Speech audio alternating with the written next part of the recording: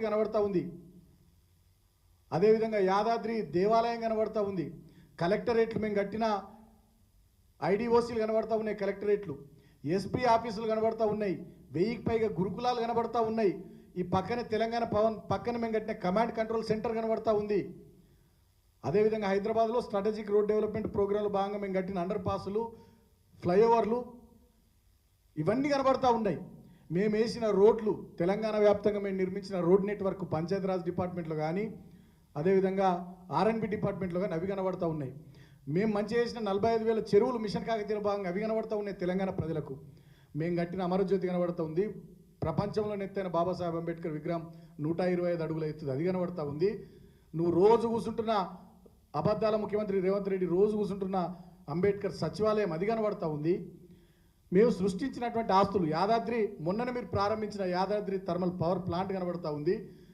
ప్రతి ఒక్క రంగంలో మేము సృష్టించినటువంటి ఆస్తులు కనబడతా ఉన్నాయి. మరి మీరు తెచ్చిన 1,00,000 కోట్లు ఎటువైనాయి?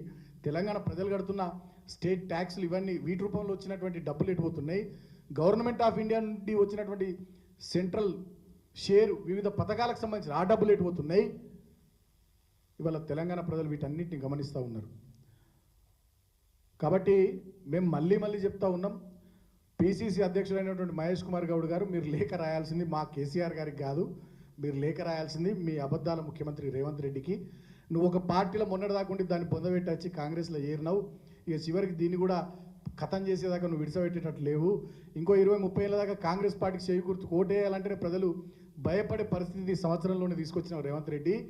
ఇప్పటికైనా మేనిఫెస్టోలో చెప్పినాయి, డిక్లరేషన్ల పేరిట చెప్పినాయి, వాటన్నిటిని అమలు చేయి రేవంత్ రెడ్డి అని చెప్పి పిసిసి అధ్యక్షుడిగా నువ్వు ఆయనకు లేఖ రాయాల్సింది పోయి కేసీఆర్ గారికి లేఖ రాయడం అంటే నిజంగా ఇది నవ్వొచ్చే సంఘటన తప్ప సీరియస్ ముచ్చటగానే కాదు. కాబట్టి ఇటువంటి మానుకోవాలి మహేష్ కుమార్ గౌడ్ గారు. మీరేదో రేవంత్ రెడ్డి మెప్పు కోసం ప్రయత్నం చేస్తున్నట్టున్నారు. ఇందాక మా ఎమ్మెల్యే గారు చెప్పినట్టుగా మీకు అక్కడ పరపతి లేదు, ప్రాముఖ్యత లేదు అనేది తెలుస్తున్నది. మీ ఫోన్లు కూడా రేవంత్ రెడ్డి ఎత్తుతలేడట. ఇటువంటి లేఖలు రాయడం ద్వారా మళ్ళీ మీకు రేవంత్ రెడ్డి ఫోన్లు ఇవ్వాలని మీరు కోరుకుంటున్నారో ఏందో. ఇవి బంద్ పెట్టి మీరు ప్రజలకు ఇచ్చిన హామీల మీద దృష్టి పెట్టి దమ్ముంటి ఇందాక మా ఎమ్మెల్యే గారు డిమాండ్ చేసినట్టుగా అసెంబ్లీలో మీరు ఈ సంవత్సర కాలంలో ఏం చేసిర్రు, మేము 10 ఏళ్లలో తెలంగాణకు మేమేం చేసినామో బ్రహ్మాండంగా చర్చించడానికి ఎన్ని రోజులు అంటే సభ అన్ని రోజులు మా వాళ్ళ మైకులు కట్ చేయకుండా, మా వాళ్ళు మాట్లాడుతుంటే అటు నుంచి ఎగతాళి చేయకుండా, మా వాళ్ళు మాట్లాడుతుంటే మా ఎమ్మెల్యేల ముఖమే చూపించాలి, స్పీకర్ ముఖం చూపించకుండా అసెంబ్లీని సజావుగా నడిపియండి. ఎన్ని గంటలైనా చర్చించడానికి మా ఎమ్మెల్యే గారు చెప్పినట్టు బీఆర్ఎస్ శాసనసభ పక్షం బ్రహ్మాండంగా సిద్ధంగా ఉంటుంది.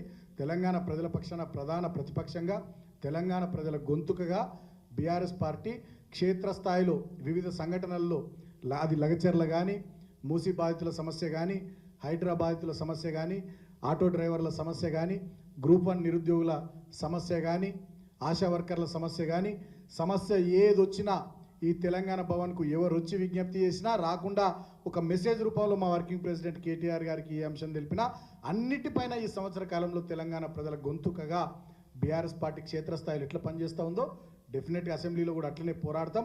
ఈ కాంగ్రెస్ పార్టీ మెడలు వంచుతాం. నిన్ననే గురుకుల బాట అని చెప్పి మీరు అందరూ ఎట్లయితే ముఖ్యమంత్రితో సహా మంత్రులంతా గురుకులాల పొంటి ఎందుకు పోయినరు? సంవత్సర కాలంలో మీరు పోలే. ముఖ్యమంత్రి రేవంత్ రెడ్డి కొత్తగా ముఖ్యమంత్రి అయిన కొత్తలో ఏమన్నాడు? గురుకులాల వల్ల కుటుంబ బంధాలు దెబ్బతింటున్నాయి, గురుకులాలు పోవాలని మాట్లాడిండు.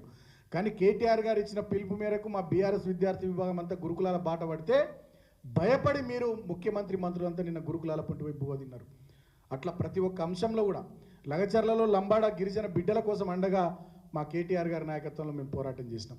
హైడ్రా బాధితుల కోసం డెఫినెట్గా బుల్డోజర్లు వస్తే మూసి బాధితులైనా హైడ్రా బాధితులైనా మేము అడ్డం ఉంటామని చెప్పి వాళ్ళకు అండగా నిలబడ్డాం. ప్రతి ఒక్క వర్గానికి అండగా ఇవాళ బీఆర్ఎస్ పార్టీ నిలబడుతుంది. కాబట్టి కాంగ్రెస్ ప్రభుత్వం మెడలు వంచి ప్రజల పక్షాన మేము క్షేత్రస్థాయిలో అదేవిధంగా అసెంబ్లీలో పోరాటం చేస్తాం. దమ్ముంటే అసెంబ్లీని మంచిగా బ్రహ్మాండంగా నడపండి. ఎన్ని గంటలైనా చర్చించడానికి మా పార్టీ సిద్ధంగా ఉంటుంది. మీరు కూడా పెద్ద మనసుతోని మీ ముఖ్యమంత్రి ముందుకు వచ్చేటట్టుగా ఆ విషయంలో పిసిసి అధ్యక్షుడు మహేష్ కుమార్ గౌడ్ గారు చొరవ తీసుకుంటే మంచిది. ప్రజా సమస్యల చర్చ, ప్రజా సమస్యల పరిష్కారం ఎజెండాగా అసెంబ్లీ అదేవిధంగా శాసన మండలి సమావేశాలు ఒక నెల రోజుల పాటు మంచిగా బ్రహ్మాండంగా నడిపించే అంశంలో పిసిసి ప్రెసిడెంట్ గారు మహేష్ కుమార్ గౌడ్ గారు ముఖ్యమంత్రి గారితో మాట్లాడి చొరవ తీసుకుంటే మంచిది.